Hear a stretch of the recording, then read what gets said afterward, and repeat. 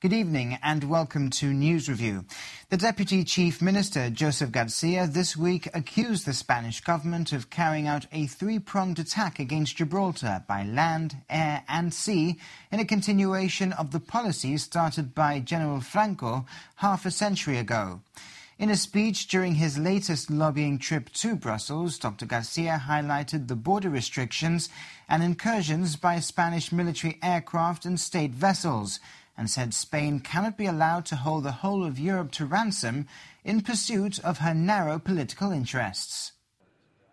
Before addressing the European Policy Centre think tank, Joseph Garcia and the director of the GIB office in Brussels, Sir Graham Watson, visited the Gibraltar exhibition that's on view in the European Parliament.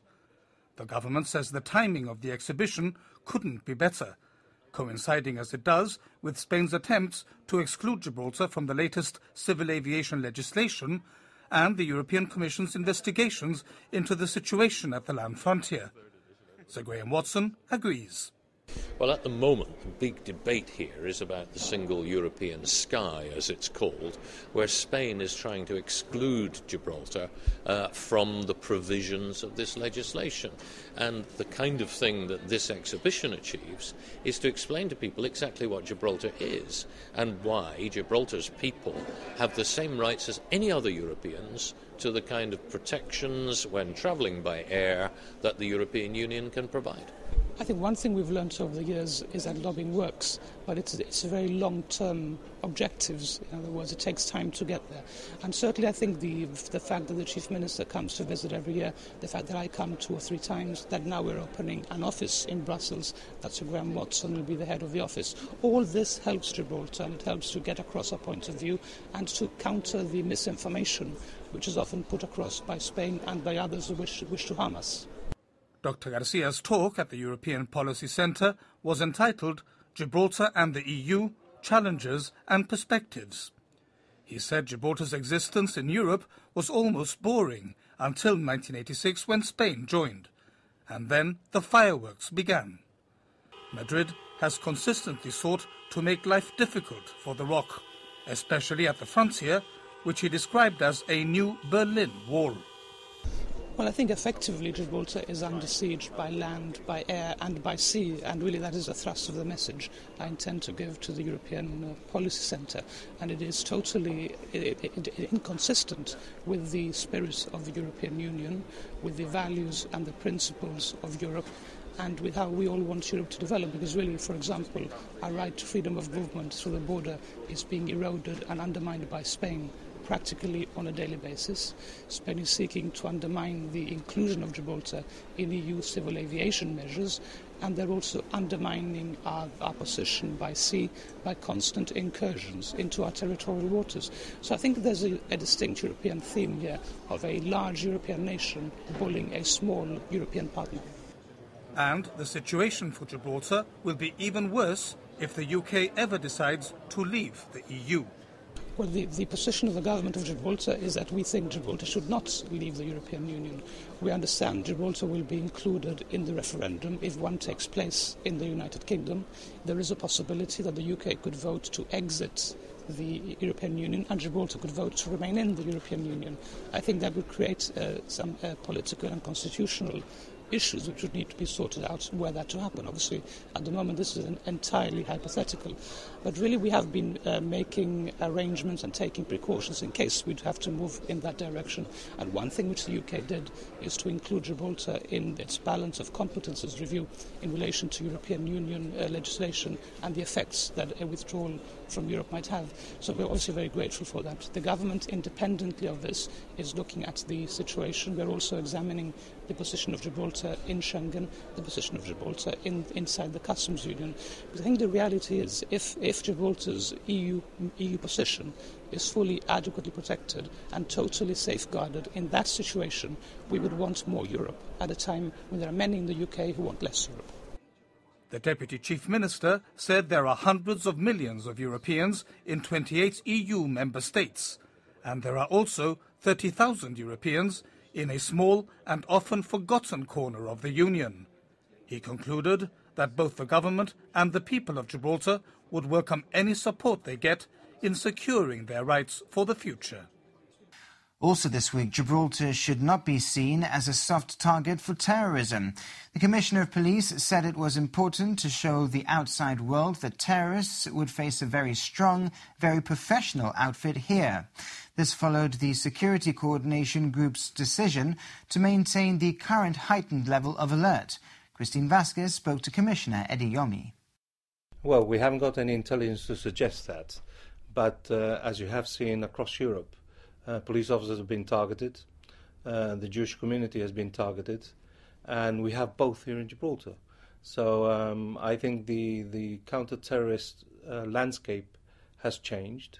We're talking about the lone wolf, opportunistic shooter, possibly even a sleeper within your community that has a sympathy towards ISIS and all of a sudden wants to contribute to the cause.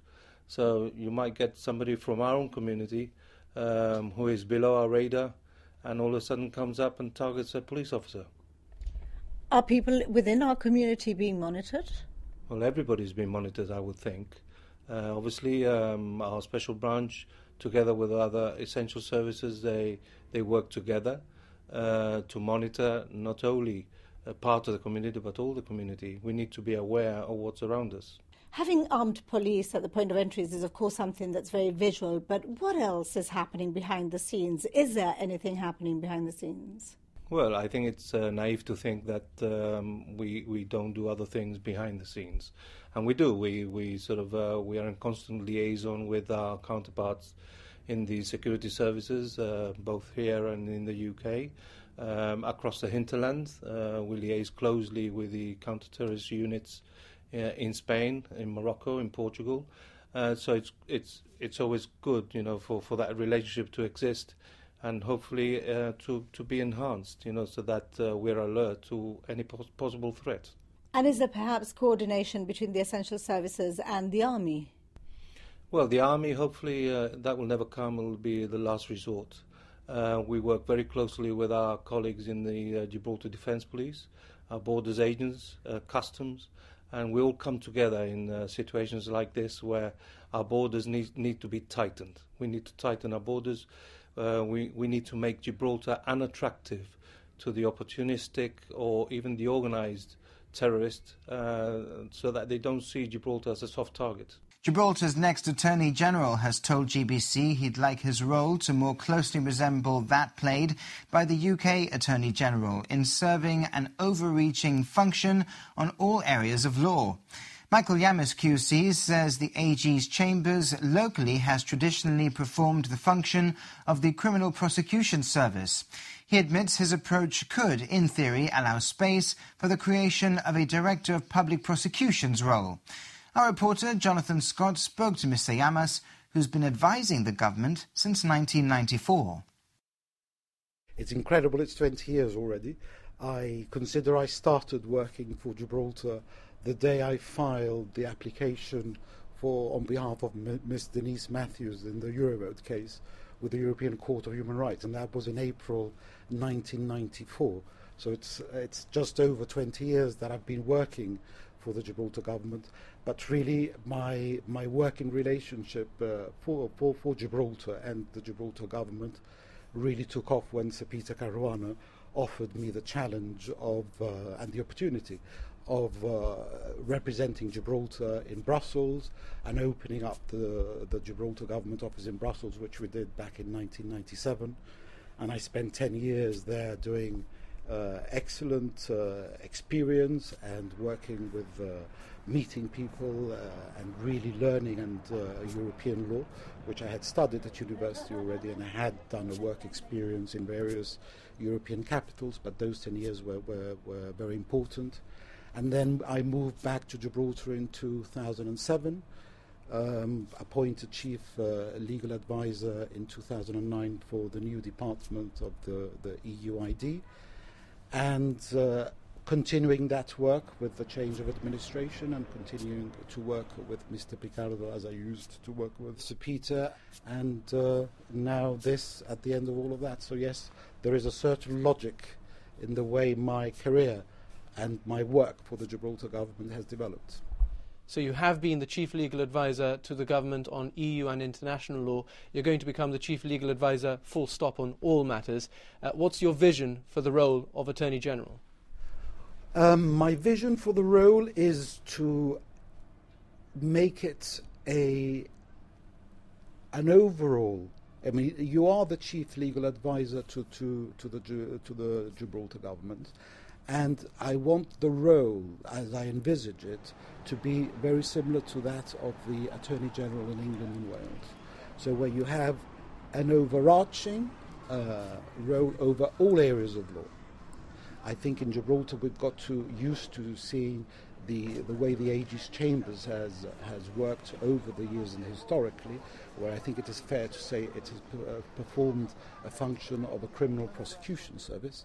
I think that when I am appointed, I'd like to change that so that becomes only one area of the law for which the Attorney General would have responsibility, but it would only have superintendents responsibilities, and then have other areas which are very important to the governance of Gibraltar, like European law, which is a very, very important area for our jurisdiction, international law, oversight over the production of legislation, there'll be crime, there's constitutional and administrative, and a whole range of public and administrative law issues. I'll be very hands-on in certain areas where I have a special expertise, like European law, and then have more superintendents rolled over the other areas of the legal service that we provide to the government, as is the case in England and Wales. Meanwhile, the Governor, Sir James Dutton, congratulated Michael Yamas on his appointment, as did the government, with the Chief Minister saying the appointment is appropriate recognition of his legal talent and hard work. A 24-year-old man was found dead by police officers in the early hours of Thursday morning following reports of a motorbike accident in the Upper Rock. The call was received at Newmall House at 6:30 in the morning. When officers were dispatched to the area of Signal Station Road, they found the body of Erin Hammond next to his motorcycle. Police have carried out a traffic accident investigation at the scene and are making further inquiries. A post-mortem has been carried out, and GBC understands a coroner's inquest will be carried out in due course. A security guard caught supplying cocaine in number 6 will not go to prison unless he reoffends in the next 12 months. 39-year-old Christian Ferrari had pleaded guilty to possession and possession with intent to supply cocaine. Last August, police surveillance in number 6 Convent Place showed Christian Ferrari giving cocaine to a colleague, another security guard.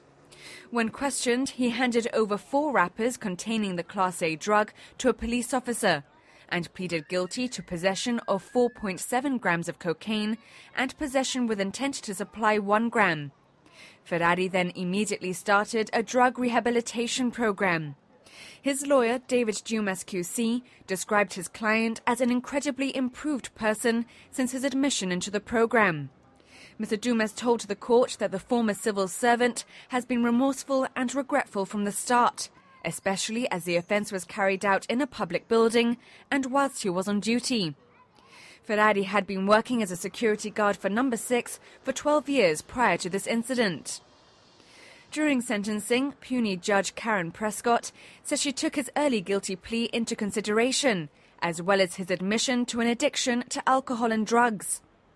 Mrs. Justice Prescott described the fact that he was in a position of trust as a significant aggravating factor, but that his intention to reform was genuine. She sentenced him to 12 months, but the sentence is suspended for a year. And we'll be back with more of this week's news after this break.